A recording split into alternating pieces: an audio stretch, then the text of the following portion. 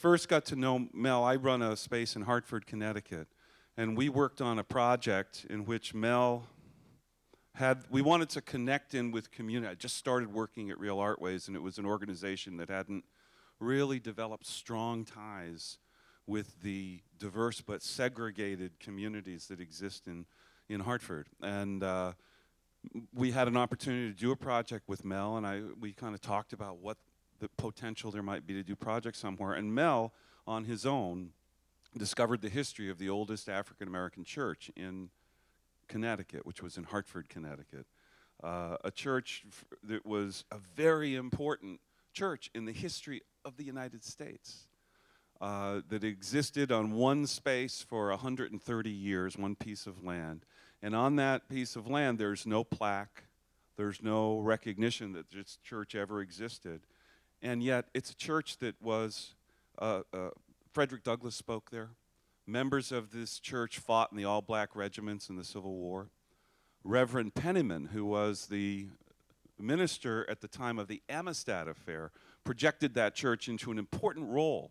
Many of you might be familiar with the Amistad Affair, in which some kidnapped Africans who were being kidnapped into slavery revolted and tried to bring the ship to get back to Africa, but it ended up being captured off the coast of Connecticut. So there was a big trial, and part of that was, exactly are these people? Are they slaves who fall under the slave laws of the United States, or are they people who were kidnapped who have every right to rescue themselves? So this church was part of that whole discussion, and yet you go and on the site of the church, there's no plaque, there's no indication that this ever happened. So Mel, from the outside, comes into Hartford and uncovers the history of this church. We go and he meets people who are on the leadership council of the church. We go and meet with them and get their blessing for Mel to do his project, which evoked and kind of recreated the facade of the church on its original site using this very simple material, very elegant material. It's one of the things about Mel Chin's work you'll find. It's elegant. It's intellectually elegant, and it communicates in a very, very humble but well-conceived, very well thought out way. And it was a black plastic mesh and a wood frame on the original site with the original details chalked in. So the experience of looking at this church was, if you looked at it from a certain angle at a certain time of day, it was like this black shape, big black edifice almost. And then at other times of night, looking at a different angle, it would just disappear. And Mel called it ghost, and he said that this wasn't really a celebration of a community, but it was really asking the question as to whether through time there is an inevitable dissolution of our communities, and he wanted people to reflect on that. So when we had the opening of this project, the choir from the Faith Church came and they sang in this space that had been, holy, sacred space for them for 130 years. And it was a profound experience for me, and Mel showed me the kind of power there was in a simple story that existed in our community by having somebody with his keen perception and openness to experience and obvious talent come in and evoke this and remind us all of this history that indeed belongs to everybody. So that's all beautiful and serious. But Mel also has a sense of humor. I want you to know that. So when we were working on this project, we had no money. I think we did the whole thing for $7,000. And one of the local insurance companies had a big gallery where they had openings, and there would be like big sides of beef and ham and all kinds of food that they were serving for free to people. And it just coincided with one of the nights that we were really hungry after Mel working well into the night on this big project. And I said, well, why don't we go over to the Etna and get some food? And so we all went over, and Mel, as many of you know, he's a great person to bring on a jaunt like that because he wears these big coveralls with lots of pockets. So we got up there and we got to the buffet table, and it was the end of the night, But there was still a lot of food there, so Mel starts putting stuff in his pockets, and he's filling up his pants and everything. And we're all putting stuff in our coats and everything, and then we're just, okay, let's get out of here. But a security guard saw us. Security guard saw us and pulled us aside and called for his superior. And I'm just thinking, well, this isn't like a great impression to make on one of Real Artway's funders, but I'm kind of slinking into the back, you know, and we're all a little bit tongue-tied as the supervisor comes up and says, you know, this food is for display purposes only. Imagine that, food for display purposes only. But, you know, I didn't know what to say. I'm all tongue-tied. We're all kind of shy. We feel like we've got caught. But Mel, who is cool and who is composed and who is smart, Mel knew exactly what to say. He pulled a couple of pineapples out of his pockets. Actually, the tops of the pineapples were sticking out of the overalls. So he just pulled them a little further into the sight. And he said, surely you must be mistaken. Surely you must know that the pineapple is the international symbol of hospitality. I thought, that is awesome. Where did he come up with that, you know? So it was before the internet, so I like went home and like somehow I said, is the pineapple the international symbol? Yeah, it is. It's the international symbol of hospitality. It didn't get us the pineapple. They took the pineapple. They took the rest of the food. But it did get us a great project. It got me the opportunity to follow Mel Chin and just to be so inspired and enlivened and interested in his work. Mel Chin is somebody we all, with his talk today, have the opportunity to know about. Please help me welcome Mel Chin.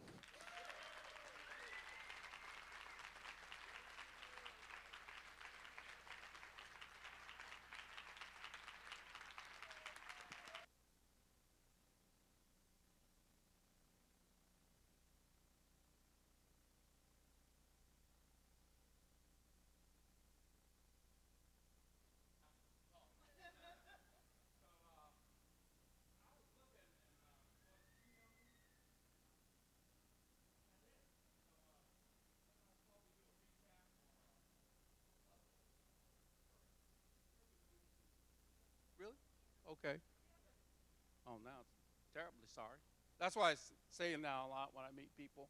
When you get my age, you say, I'm sorry, because either you don't know them or you've insulted them sometime in your life or you owe them money.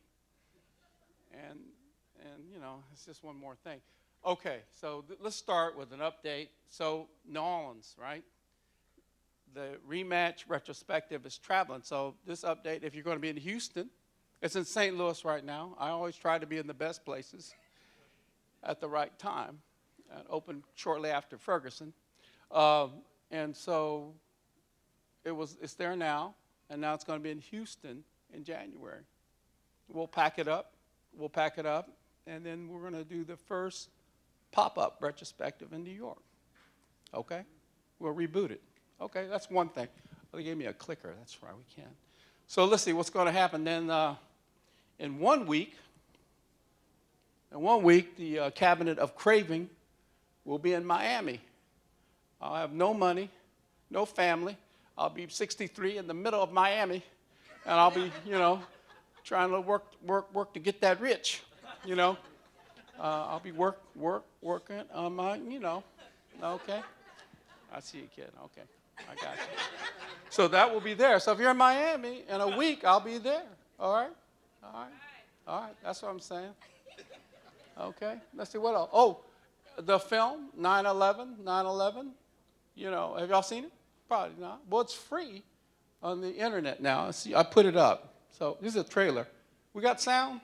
We don't have sound. Just take a 2-minute trailer. Self-promotional. Instructions. I went to America, to New York.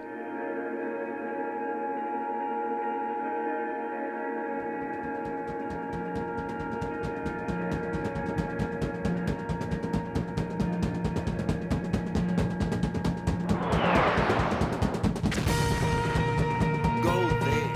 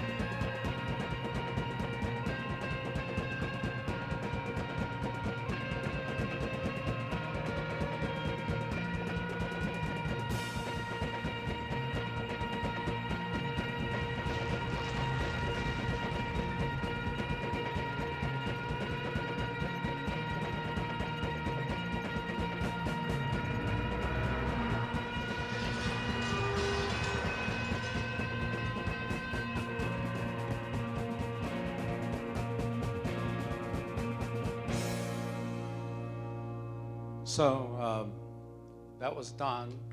Wow. You can go to YouTube. We decided on the anniversary of the attack in Chile to put it on YouTube free, so you can see all 24 minutes. I just want to let you know that's up now. So, you know. And why, I remember walking shortly after 9/11 to the ruins of Ground Zero, and and I couldn't get there because what stopped me was the photographs of all loved ones lining the way. I remember turning to my friend at the time and said, oh no, now hope must be eradicated somewhere else. Because I knew that we would use this horrific event, this tragic event, as a means to promote war. And it did turn out that way. But so the film was an attempt to decenter the preoccupation we have, sometimes with ourselves, and the usages of our emotions. So anyway, that's up now. What else does it have? Oh, Operation Pay Dirt, $100 bill project. We're not done yet, and we got a new website, operationpay.org, and you'll see like new stuff, and you'll see eventually I'm working on the new angle, where, I've said this 100 times. People say, don't say it anymore, but I'll say it 101 times. I'm too old to be, remember, 63 in the middle of my, I'm too old to be an emerging artist, so I decided I could be a submerging artist. So, and this kind of means, Operation Pay Dirt, it must be eventually submergent because it's not going to be my project. This is the drawings of the people of Oklahoma. I think Steve did a big, slam dunk here in Oklahoma. We've collected them and they will be represented, right? So remember, New Orleans, the safe house, in Prospect 1. We took that down, and it's continuing. Just get you run down. But, again, what it's about is this first map I saw of New Orleans. And it's not art. It's actually, the amounts of lead in communities in New Orleans. And what it meant is 30 to 50% of the inner city childhood population were blood poisoned with lead before the storm. So, it's in the blood. It's blood. So that's what propelled this project. So, we did art. By the way, I'm really kind of freaked out. You could tell how nervous I am because I've talked to you once before, I believe. And it was, I said it then, I say it now. I'm in the middle of all you type A's, and I'm a type Z. So it is rough because I know you don't know how to do this. Anyway, I'll get over it. So we did our thing, and we went 1,900 miles. We were in Utah, like I said, we were in pre-profiling Arizona, right? White girls in Mississippi, Latinos in San Antonio, orderly girls, orderly chavas. And we went there, we went the miles, and in Florida, FLA, and there was 10,000 drawings from a single high school, right? So we've been kicking it, okay? And you know the idea. Let's collect about 6,000 pounds and take them to Congress and trade them for something, right? Like solution, possibilities, hope, And right now, we have finished the palette, right? It's in the retrospective. We don't have enough yet. We only have about 460,000 drawings. But that's $46 million. That's pretty good, for this work. But we'll get to the final amount. We'll continue that on. So anyway, just give you the update, right? Another thing just opened up is I was invited to this show. It was called,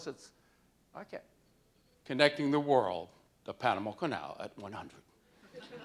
So the curator, nice man, John Stillman, comes up to me and says, okay, we want to, it's a museum, museum. And they say, what would you do? And I said, well, you're going to have artwork for 100 years representing the Panama Canal. I said, well, I think that's enough about the Panama Canal. I think we better focus on those oceans that are on both sides, right? It's messed up. And so sometimes when you're an artist, you propose things actually so people will say no, so you don't have to get the trouble of actually doing it. I don't know. I'm just telling you. Y'all can grill me later, but Tell it like it is. But then that damn idea comes in your head and you got to do it. So anyway, it just opened up. You can go if you're in Charlotte. So this is an update. There's not Keynote yet. We'll get there. So you have an idea, you know, and I see these ribbons. So you do your preparatory sketches, you know, and you got these ribbons of things, you know, and people look at this drawing and says, okay, all right. I don't know if we want to commission you or not, but then you finally pull it together, you know. You pull it together, and it looks like you come in this thing. It's about, 30-something, 20-something, and it's 14 feet high. It looks like these big lock gates of the Panama Canal. But if you walk in, you're between two hemispherical glass projection screens, you know? And flowing in front of these screens are films that are made by working with oceanographers and filmmakers to do these composited kind of flows of digital data. There's no water was harmed in the making of Sea to Sea.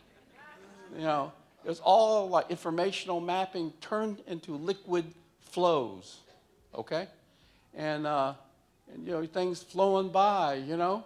And if you go on the Mint Museum, you see it moving. You know, all this stuff is moving, but it's all animated. And the reason why, we're not so grand.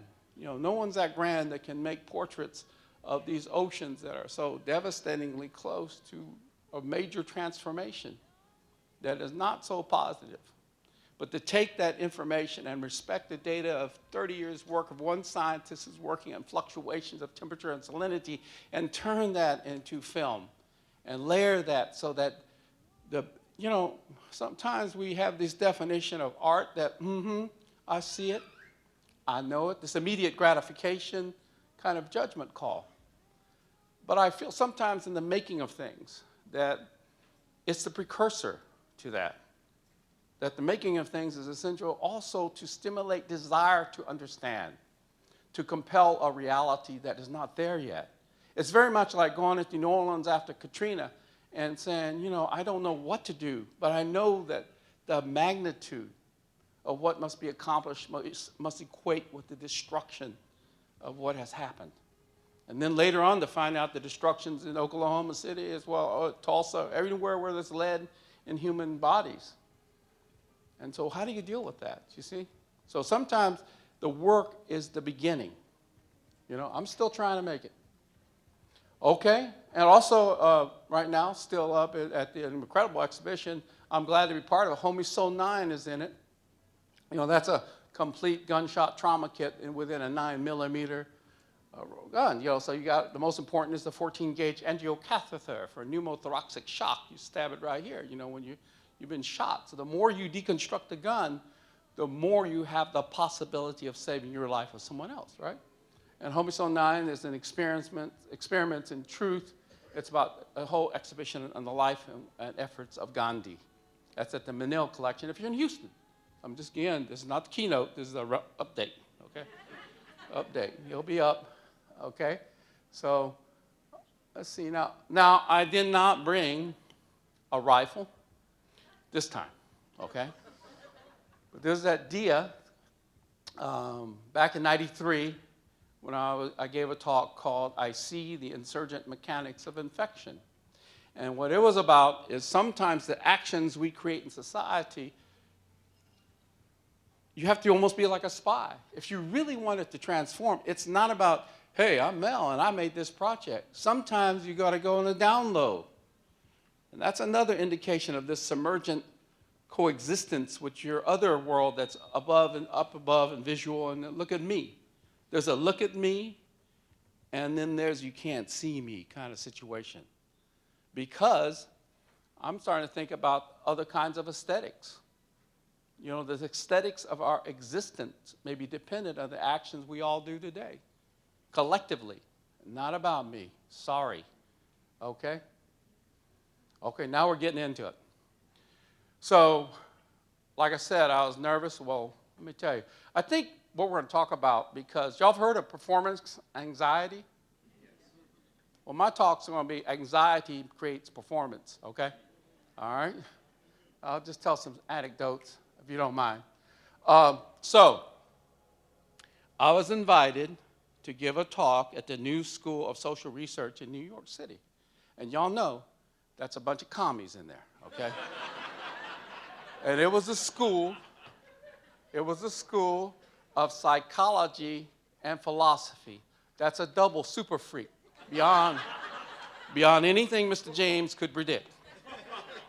Because number one, the School of Philosophy would know I didn't know what the hell I was talking about, which is common. And the School of Psychology would uncover my early childhood trauma. So why would you want to give a talk there? So I made this object, which is a lecture axe. You know, what Kafka had said or wrote, he said, the book must be an axe for the frozen sea within us. I think he said something like that. It's beautiful, man. That dude, man, I don't think I could have a drink with him. Ultimate. But it's a book, so I took a book, and I turned it into axe head. I sealed it up. I put my notes in there. And so it's a book, and I found a 2x4 and made the axe, right? And then I didn't prepare my lecture because I was too nervous. So I wrapped up newspaper, got a 6-pack of Budweiser, and went to the talk. So here I'm sitting, and back then, most all the people I was talking to were white dudes with pipes. I don't understand it. Yeah, and so I'm sitting there drinking my beer. And Asian brotherhood, sisterhood, you in the house? Y'all in the house? All right, okay, all right. When you drink, do you turn red? Okay. You watch that stuff. That's that aldehyde not processing in the, anyway. You could look it up. I think I'm going to have a drink tonight, though. Anyway, so by the third so I'm getting drunk already. I just had, By the third beer, I'm turning red. I'm having the headache. And then finally, the guy from psychology says, Mr. Chin, I think it's time to speak. And I said, oh. And so I tear off the paper, and I say, this is an axe. And I'm holding it. And he said, what the fuck are you going to do? And, so I turn around, and I slam that axe on the board. Excuse me. And it comes apart, and I get my notes. And I said, and there's one nice note that says, in Chinese philosophy, you begin with an axe. So that's cool. That's cool. It was totally successful because they're so frightened, when the guy wanted to talk about, Plato's cave and all that. I said, I don't want to talk about no shadow. I said, okay, stay calm, man. Just don't pick up the dang axe. However, maybe that's enough. So in visual art and the making of objects, you can break it down that way too. Elaine Scarry wrote The Body and Pain back then. She's a wonderful theoretician, writer, critic, and back in the 80s. But she isolated a line from Homer that says, the arrow that strikes Achilles' heel is freighted with dark pain. And that's an amazing construction, because that arrow is just an arrow. But the construction of poetry begins to take it and transcend its reality into something even more powerful and provocative. The idea that we can use words and ideas to represent our imagination.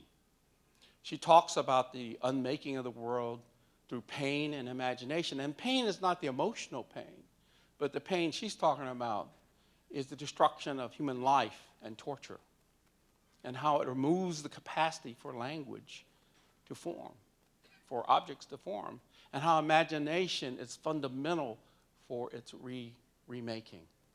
So so an object can do that stuff, Okay, all right, let's go back, way back machine. Okay, all right, let's go back in time a little bit then. I was born in Houston, Texas, Cashmere Gardens, home of Archie Bell and the Drells, Clifton Chenier used to come to our store to hang his poster for the Christmas dance, Dabney Street down the way, St. Francis Assisi Church. And, we some Asian brothers in the middle of it, And this is a little store. It was called Wholesome Food Market in Cavalcade. It's not there anymore, by the way, if you want to get some bologna or anything like that. But But I painted the signs and my daddy and all that. But wholesome in Chinese means good heart. You had dim sum? I know y'all eat. That means little heart, but wholesome is good heart. So, already the poetics of our existence was being defined by my parents, immigrant, illegal aliens, So here we go. It starts somewhere, right? And then I'm in, and when I was young, by the way, I had some talent. And it was freaky, This talk about anxiety. So they would put me in front of, all 6 Chinese families. And they said, draw Popeye, man, draw Popeye. So I said, okay, I draw Popeye. So I draw Popeye. Draw Woody Woodpecker. Okay, I'll draw Woody Woodpecker. I was like 8. I was about 8. And that was getting me kind of work. How old are you? Okay, yeah, okay. You have my sympathy. That's cool. And then my dad came out dressed like Santa Claus, and I fainted. So that is anxiety, performance, right? I just fainted. I said, ain't no more Popeye, I'm out. That's freaked out, man. Why would your dad come out with a white beard and looking like all this red and white stuff? Anyway, it's my observation. So I'm there, my mom was always fashionable. We're in the steps of Congress. We're in the steps of Congress in, the 63 or whatever. And there I'm with my skinny tie, I'm ready. But then I was called, they started calling me WB in school, like World Book, because I was, I helped the kids cheat. That's what was our code name. To survive the bullying or whatever you do, you gotta just say, man, I can't give them any more money because there's no money. Remember? No family, no family, but no money. It's like, so, but at that time, and then another incident happens, when I'm 14, around that time, just shortly after this, I have a complete nervous breakdown. And I'm hospitalized for 4 months with intense shock therapy and all this stuff, insulin shock, whatever. The usual advanced science of Houston, Texas in the 60s, right? Enough till they say, well, there's nothing we can do but institutionalize them now, So my mama says, I can't hear you. No. Now this is like performance. Y'all mind? I'm just talking stuff. Is that okay? All right. So look, there's a saying that we used to say. My parents said, a grain of rice is a drop of sweat. So do not waste your food. So I remember when I didn't remember a thing because I was out of hospital. I was just told this after my parents had passed, right? So there it is, and there's deciding, and the whole family and my brothers and sisters are all there saying, they say, take him to these institutions where we've seen kids in chains, right? Richmond, they're closed down now. And they said my mama came in with the food. She said it kind of soft first, nothing's wrong with my son. She said it a little louder, and she took the whole top of the house off and a scream. And then she took that food and crashed it on the table. And my dad says, all right, settled then. No problem. You ever seen digression? You ever seen Kung Fu Hustle? You know that woman that can kind of have a loud voice? You talking about my mama. Anyway, only those who've seen it. So, but it took 9 months though, and I couldn't bathe. I couldn't count to 10. I had no self-preservation instinct. When my father brought some jumping beans and put them in front of me, because I used to break them apart and show the rest of my cousins and brothers what they were inside. I would crack them open, analyze the species and all that stuff. Well, I ate them. I just took them out and ate them. So, that's freaky. So, okay, he's not done yet. But I woke up covered with food 9 months later. And light and consciousness, there is a kundalini. It is consciousness. It comes up your spine and goes up into your mind, and it opens. There's more electrical blue than anything in this room. And it comes on like that. And I was back. However, something was kind of strange because I also lost the capacity to draw. And I was looking at my old sketchbook saying the key to me is me, because I had forgotten 3 years of my life. And so sometimes you got to go backwards, right? And the key is yourself, but it's somebody you don't know. And it's driven me to stay an artist because you can never get back to something that was profoundly lost, you know, like that. So that's another thing, you know, the key to, and so that continues to drive me as well. So drive. Let's talk about driving. Let's see. All right. Okay. All right. Now, this is Sputnik, 1967 Plymouth satellite, named after the 10th anniversary of the launching of the Russian satellite Sputnik, made by Plymouth. Mine was 50% Bondo, and somewhat dangerous. And so, let's talk about anxiety, all right? Now, I heard all this about drinking. You bad-ass people. Y'all gonna be drunk and don't be driving, though, okay? Because I was kind of renegade at that time. And so this car, let me tell you something. Every time, and this is not art, this is life. Like, so every time was an opportunity to be creative, to get away from going to jail. Now, it's trippy. So the first time I got stopped in this car, the policeman was walking up, and I had no lights, no license. Also, I didn't have registration. I didn't believe in, you know, somewhat didn't want to go into conformity and get the driver's license, you know, so. And so when you see him coming at you, you say, boom, what are you going to say? Thank you for stopping me.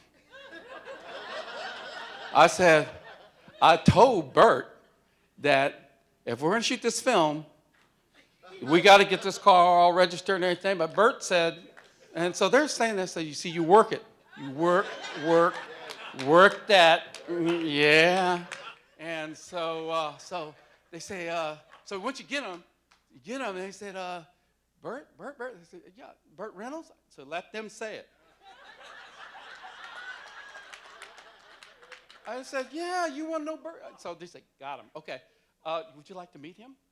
I'm the property master. And I'll tell Bert would be really appreciated. We're shooting Smoking the Bandit 11 or something, I don't know. You know. And so they said, yeah, we'd love to meet Bert. Love to meet Bert. This is 80s, you know, so. Yeah, and so you drive away. Everything's cool. So next week, 3 weeks later, you get the call from this performance space I was associated with, Studio One, William Steed, Houston, Diverse Works Days. The Introverts are coming into town. The Introverts is Cleveland's finest punk rock group. They have about a following of 53, at the time. They're all manic depressive, but they're important, you know? So I get dressed up in my suit and my car, and I'm going to take them around town, right? And so there are three of them. I don't know why. All three were sitting in the back seat. So you buy, again, we're talking about buy a bottle of tequila, and you start opening it up, and you're driving down the street, and I'm trying to, you want to have a combo, right? But they're all sullen and won't say a word. I said, dang. So, but we're drinking, and I remember hopping on the curb, whatever, and hopping and dropping. You've done that? Boom, ba-boom-ba, boom, ba-boom-ba. And so it's kind of, and the tequila splashing. I remember I saw one of them say, he's so adolescent.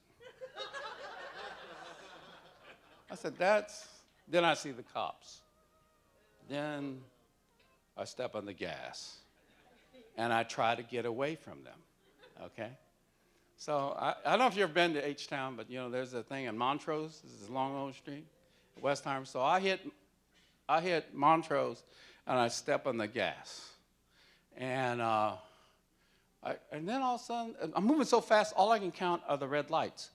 1, 2, 3, And the cops are behind me.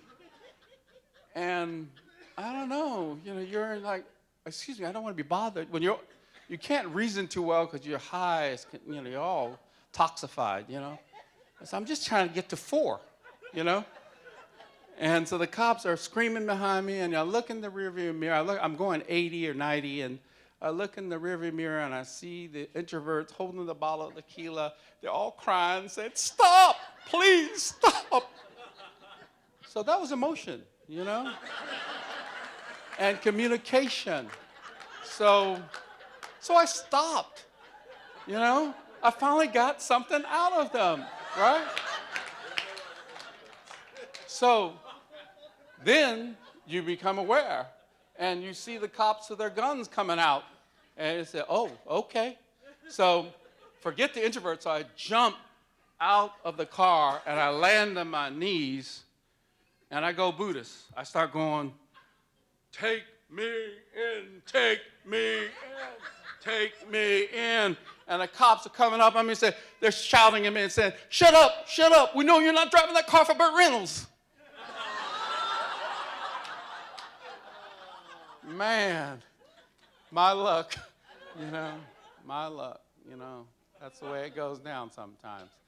Well, eventually what happened, I didn't go to jail anyway. I told them, I said, you know, they were just so full of like adrenaline. I was calm, I was drunk. It's a depressant. So they're just saying, wow, 87 miles an hour, 3 red lights, that's almost $1,000 worth of moving violations in like 30 seconds. Never seen it, never seen it. I just said, I like that, but please take me in. I've jeopardized your life, my life, and most importantly, the introverts. And they almost beat me up and took me in, but it's a standoff. We backed off, and we let it be, you know? So that's another thing. So I'll tell one more. So from now on, I'm going to tell you all now, I'm a very safe driver. This patch is based on an unfortunate double vision thing. And I just sat on them last night around 3, so I had to patch it up with gaffer's tape. It looks kind of ugly. I just want to apologize to streaming people and all that. Yes, I do look worse than this, but thank you for the gaffer tape. And so anyway, so now you be safe. So you drive in your brother's van, and you're being safe, and you're driving, and you go 55, and you took the turn signal on, and the lights explode behind you. It's a cop, because I almost ran him off the road, right? So couldn't see him. He was following too close. Count 1, 2, 3, right? I know my rules now, you know. And so he comes out, you look in, and you look, and he's mad, and he's got those shades, and he is red. And you roll down the window slowly, and he doesn't ask for his license first. He says, "You could have killed me." I said, he said, "Where's your license?" I said, "I don't have one." It was revoked in New York, but I didn't want to go into a long story with him. And then you're only counting not lights, but saying, this is going to be 60 days at Huntsville Prison Farm, picking peas and cantaloupes. So then the stimulation, the anxiety emerges, and you have to do something. And you go to your Rolodex of all your readings, and you remember, oh, William Burroughs, and he's still shouting, "Where's your damn license?" And you don't ignore him because you're thinking.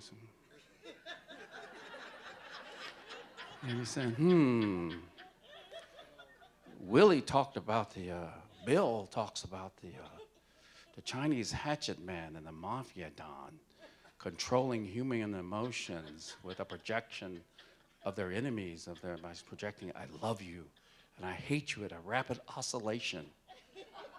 I look at the guy, I said, "This is not going to work." And so I project, "I fear you and I respect you. Because I fear you very much because you're going to put me in jail, and I respect you because I must." And I wasn't pretentious. I was trying to think about the first time. You have to pull it out. The first time you disrespected your parents or somebody, right? And I was doing it back and forth. And I'm telling you something. Don't try this at home or on the road. But I hypnotized them. I'm serious. you know, he was there, and he was hot and bothered, and then he just said, what's this car doing here? And if you ever are successful at hypnotizing law enforcement, do not reach your hand out and go snap like that, you know, just let it go. Drive away slowly and let it be, all right? All right. To be continued, right? So that's just some drinking and drive. All right, let's continue. All right, what else is here? Oh, damn, I was surfing the internet for something to wear. Well, let's talk about beauty. Now, we get back to art. That's enough of these anecdotes that will upset everybody that knows me and everybody in Ustream. But, you know, the search for beauty is kind of interesting because, you know, this is the French pattern called arabesque, I believe, from 2001 collection of wheat, right? But you don't stop there in the search for beauty. So I was looking at tribal tattoos from 1930s ethnographic books. I think Howard's ethnographic books of women's tribal tattoos from Baghdad, you know, a hospital, and looking at their body markers and trying to conform with something, make something, right? And I was also talking to, I think, Peter Pritchett, right, in Florida, world expert in turtles. I don't know why those all got mixed together, but I was studying them, right, all simultaneously. All the, you know, my wife, Helen, would come in with another package, another brown package from France. You know, some panties or something. I was just looking at, you know. Who's it this time, Mel? I mean, no, it's all good, you know, nothing. And so you make this thing. I'm talking about making stuff, too. I don't know if y'all you make your choreography right, your composition, your poetry, and your dance, and all this stuff, and your performance. And sometimes you think it's going to be beautiful, but sometimes you finish the piece and you said, this is strange ass. This is not, I don't understand why I made this. And then, you know, it's ready to wear. It's ready to wear, you know.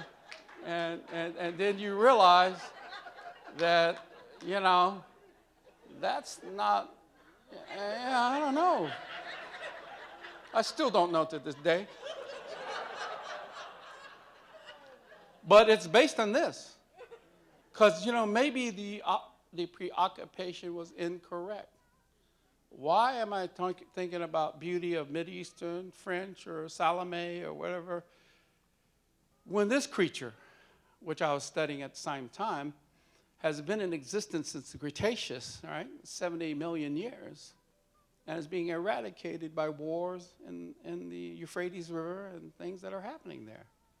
So something lasted that long and they're dying because of over our thing? So what's beautiful? Maybe it's not about that at all. So it's about a question, right? It's about a question. Oh, and then you have, like getting into turtles. Let's get into the turtle thing. Let's see. Man and turtle are very much alike. Neither makes any progress without sticking his neck out. Donald Rumsfeld. Well, you know, I can agree with some things. And then he also said, you go to war with the army you have. And he was saying this to a soldier from Tennessee, right, who was strapping junk underneath his Humvee to keep from being blown up like this, okay? So, by the way, FYI, the army he had then was only spending $257,808,219.18 per day. So they didn't have much of an army. Every day they were doing that. So, you know, it went up, by the way. So, so you make an art. So I took the Humvee, and you get the whole size of it, and you look at the Tennessee box turtle, right? And you collect junk from all over the place, and you create an artwork, a shield in honor of the troops. And you think you're done. You know, you think you're done because you made a comment contrary to Mr. Rumsfeld, right?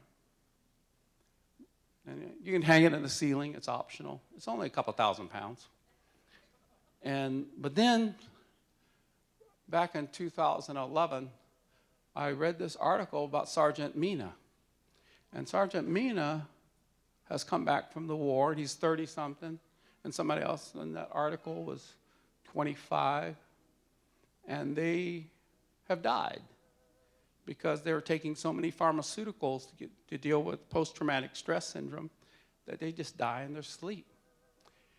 And then you realize you're not done, you know? So, is there a guitar in the house? Jerome, you can get, oh yeah, okay. I'm gonna change it. Let's do this now.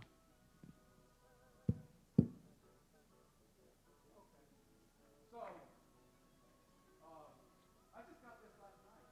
My friends Gretchen and Michael took me to a QT where a guy named Don sold this to us.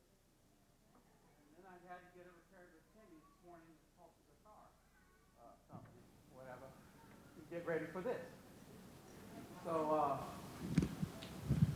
So what is this about? So, you see, when I read that article, I feel like I wasn't done. And what I did was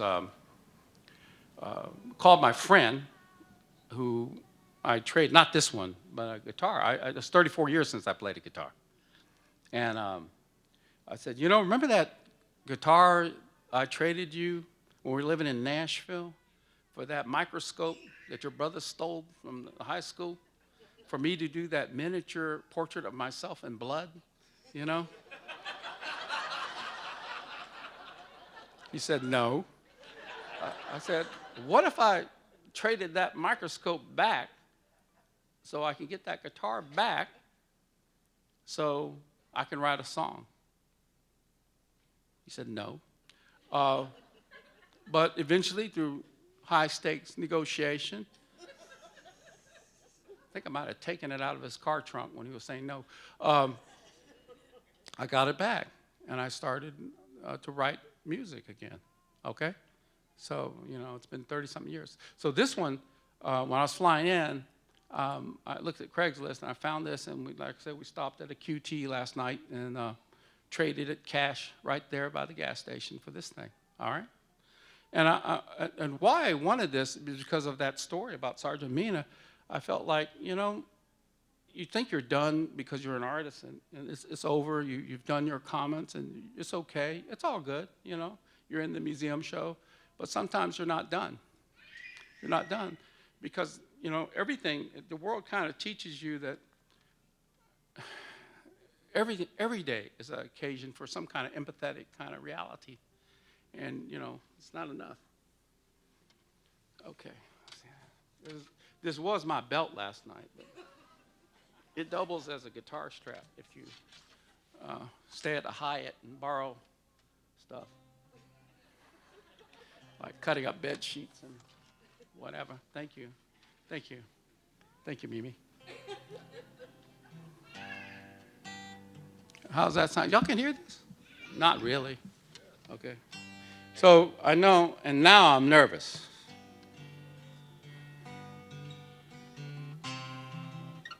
I was in tune? Enough.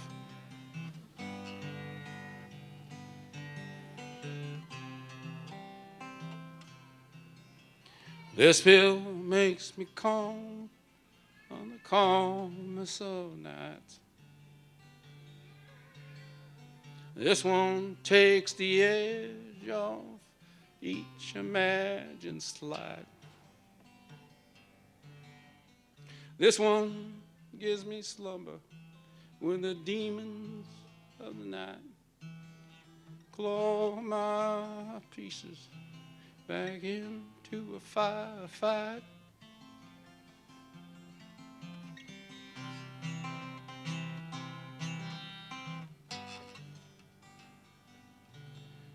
War never ends in my head.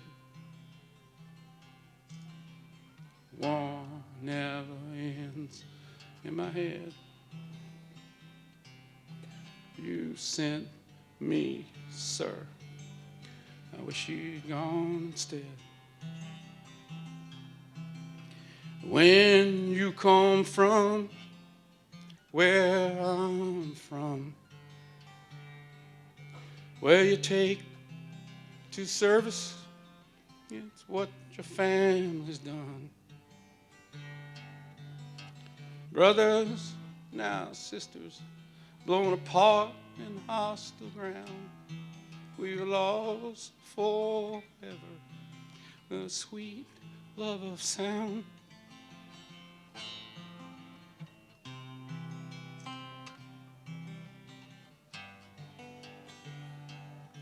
I'm proud to serve my country, toured again and again. Where hell unleashed its fury, we all killed without sin. But I can't kill a nightmare that crawls in my skin. I'm talking to prescription, my one and only friend.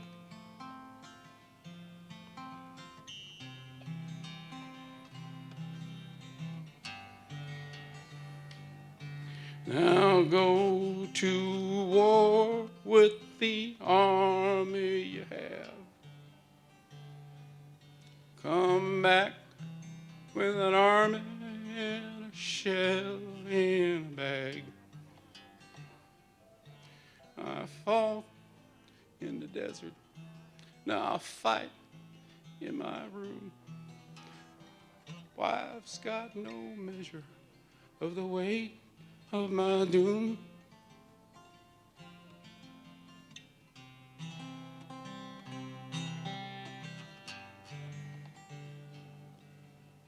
War never ends in my head.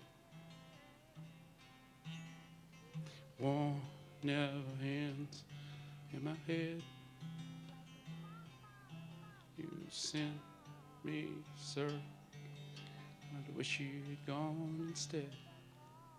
Okay.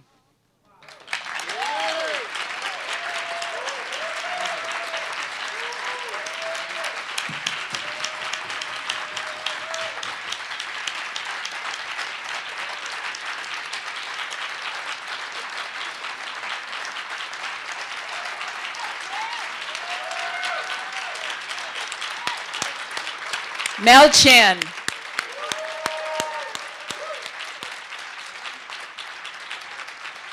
House lights, please.